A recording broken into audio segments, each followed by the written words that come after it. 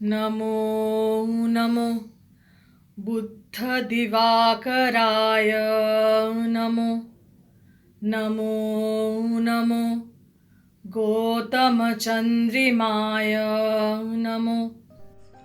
Born in 1575, Lama Tarnath was one of the most remarkable scholars, historians, and practitioners in the history of Tibetan Buddhism.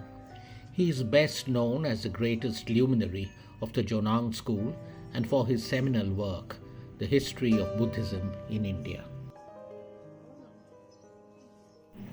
In recent times, a medieval Tibetan composition, Saddharmachintamani, authored by Lama Tarnath in 1608, has come into prominence following its translation into Bengali by Priyanku Chakraborty.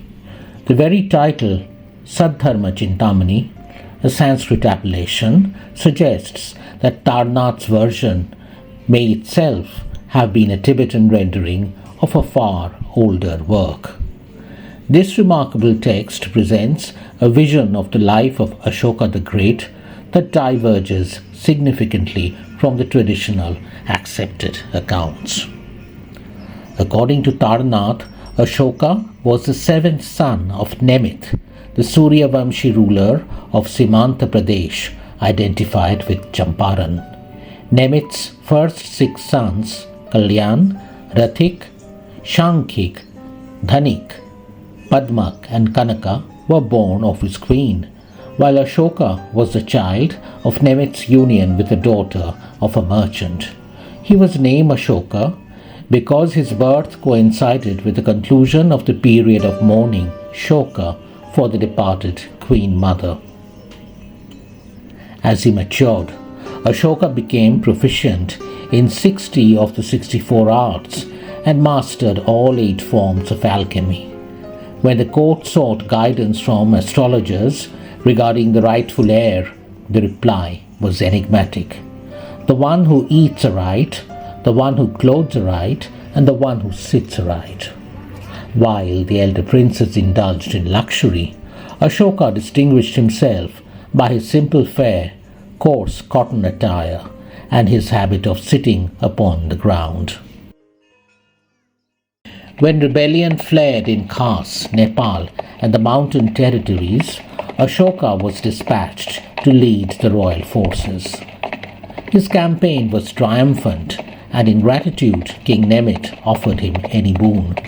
Ashoka requested the city of Pataliputra, declaring, "O king, my elder brothers ever seek to harm me.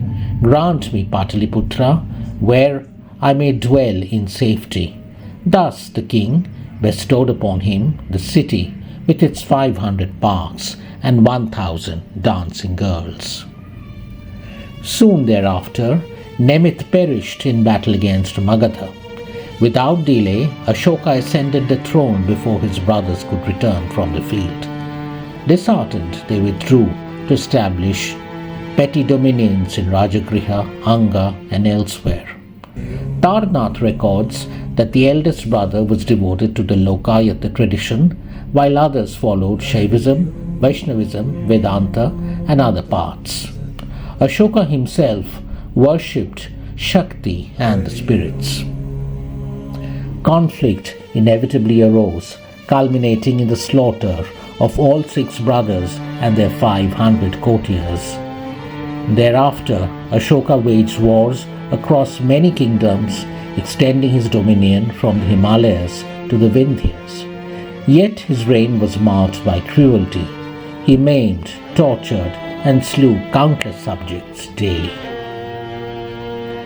At one time, the Brahmin Gokarna advised him to sacrifice 10,000 men in a yajna, promising thereby both imperial expansion and spiritual liberation, moksha. Ashoka, taking this counsel to heart, set about the grim enterprise. After 2,500 victims had been slain, a wandering monk, a disciple of Arhat Yasha, strayed into the palace of sacrifice. Captured, he requested 7 days' respite before execution. During those days, beholding the ceaseless carnage, he realized what suffering and impermanence means. Thus realizing, the monk attained the state of arhathood. When the seventh day ended, the monk was bound to the stake. Yet, as flames rose, they could not harm even a single hair upon his body. The fire burned for days, but the arhat remained untouched. Hearing of this marvel, Ashoka hastened to the site. The vision stirred the Bodhi Bija within him, and he fell at the monk's feet. Seeking atonement, he was directed to Arhat Yashadhvaj at Vihara Kukkutaram. Through long discourses with Yashadhvaj, Ashoka's heart was transformed. He embraced the Dhamma and began to serve 30,000 bhikshus every day. Thus was Chandashoka transfigured into Dhammashoka, altering forever the destiny of India and the course of the Dhamma.